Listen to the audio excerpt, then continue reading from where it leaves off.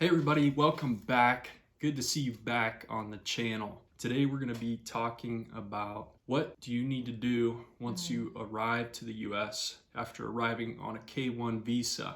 Although this is a very exciting step, you've just arrived, you got your fiance finally. Maybe you've been in long distance for years. It could have been years. We were in long distance for a year and a half before she finally arrived to the US. Once you get into the US, we ask that you not become too overwhelmed with the exciting new life that you're now living and realize that you still have things that you have to do.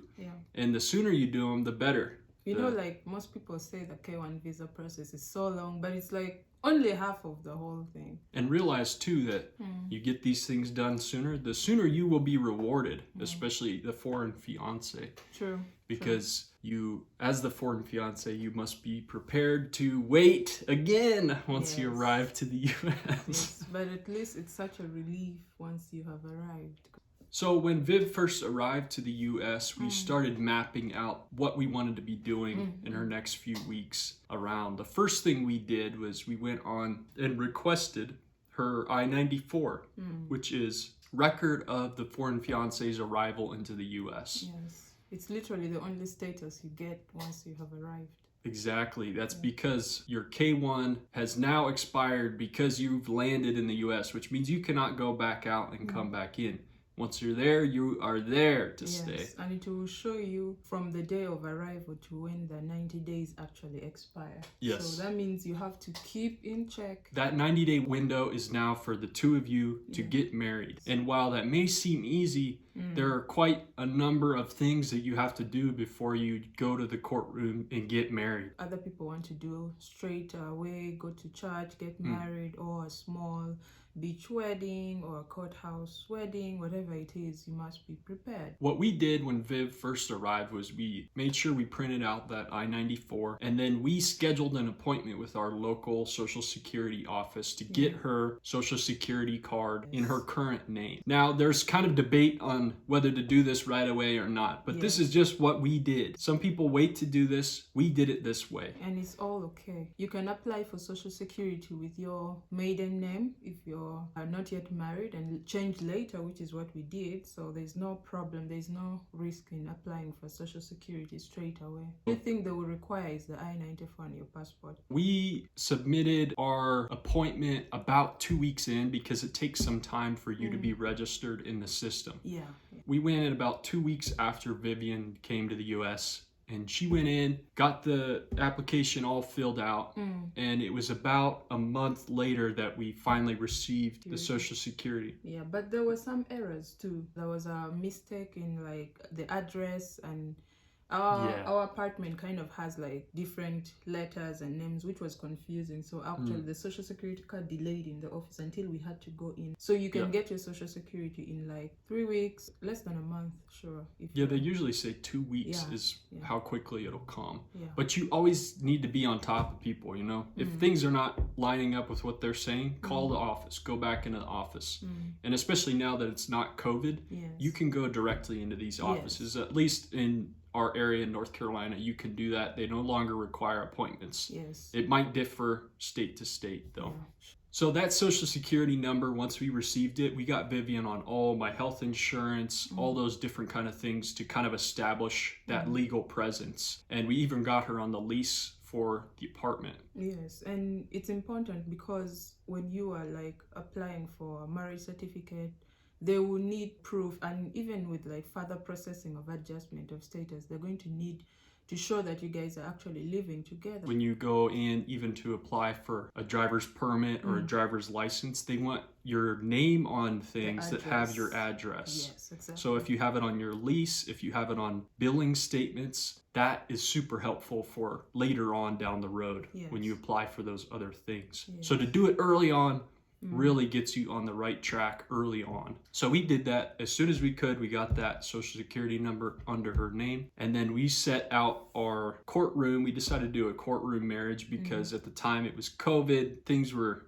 really strict. And it was easy on all of us and our family members who were within the US. It was quite convenient. And so we scheduled out a month out from Vivian's arrival. We set it up with the courtroom. Pretty much you call or email and you schedule a time with the courtroom. And you go in, you pay a marriage license fee, and you go in with friends and family. They ask that 2 witnesses stand in with you and sign your marriage certificate. That's the way it was with ours. Vivian met all my family the day before the courtroom, and it ended up being a really great experience. So we got married a month after Vivian arrived. Roughly, it was within the 90 days. And right after we got married, we went to the registrar and requested the marriage license, which takes another bit of time to receive. You need that marriage license to submit with your adjustment of status, your employment authorization document, and your advance parole. So the reason you want to submit all of these as soon as you can is so that your fiance and now spouse can work earlier and get their green card earlier. And also travel, because you'll be planning to visit your family soon and you cannot leave the country if you do not have a green card yet. So now, what are the best things to do while everything is being processed, while you're waiting? It's going to take a long time before you get any of these documents. So there's going to be lots of time. What will you be doing? You can volunteer.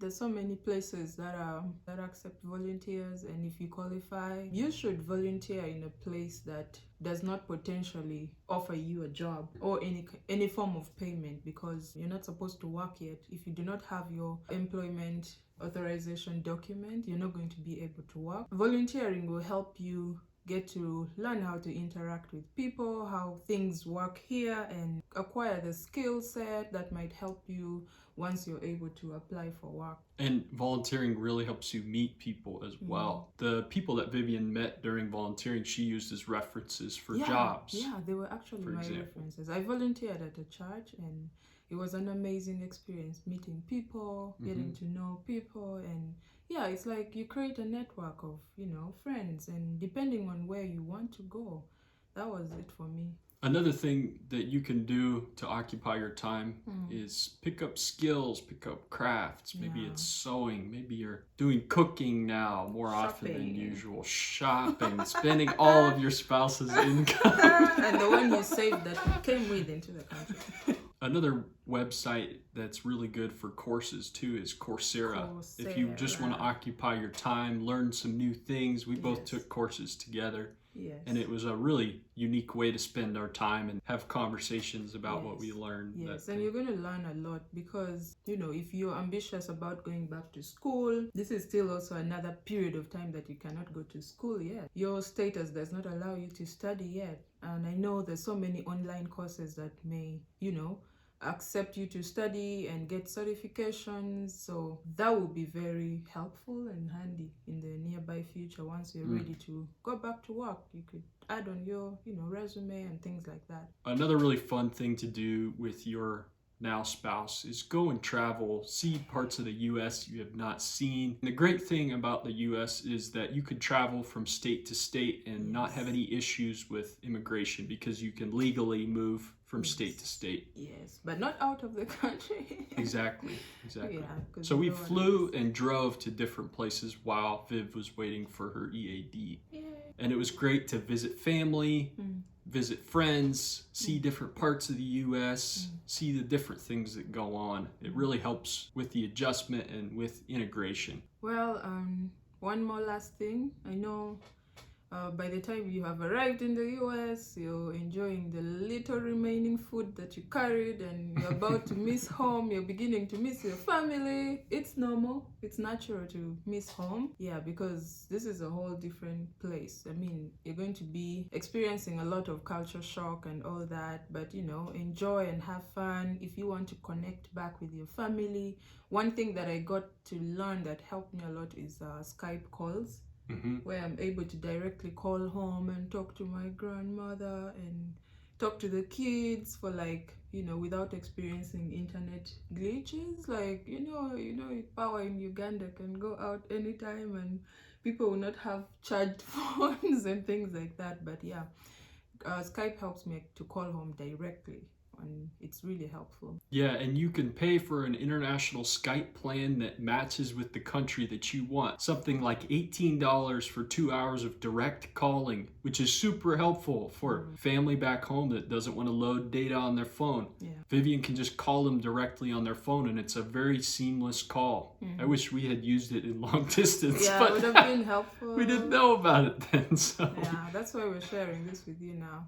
yeah, so that's super helpful, is to communicate with your family about the Yeah. entire process. Don't just leave them in the dark. Yeah. Be in communication. Let them know how the process is going so they're not confused. It's very helpful. Other than that, it's nice sharing up stories with you, and we hope you learn and share yours with us too. Yeah, thank you so much for your time, and we hope that if you're landing in the U.S., welcome to the U.S. And if you're not there yet, don't worry, stick strong, and you will get there with your fiance, then Amen. future Say spouse. amen. So thank you for your time, and we'll see you in the next video. Bye, everybody.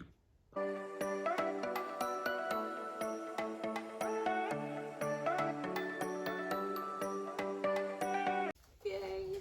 I like it. I like it. Yeah.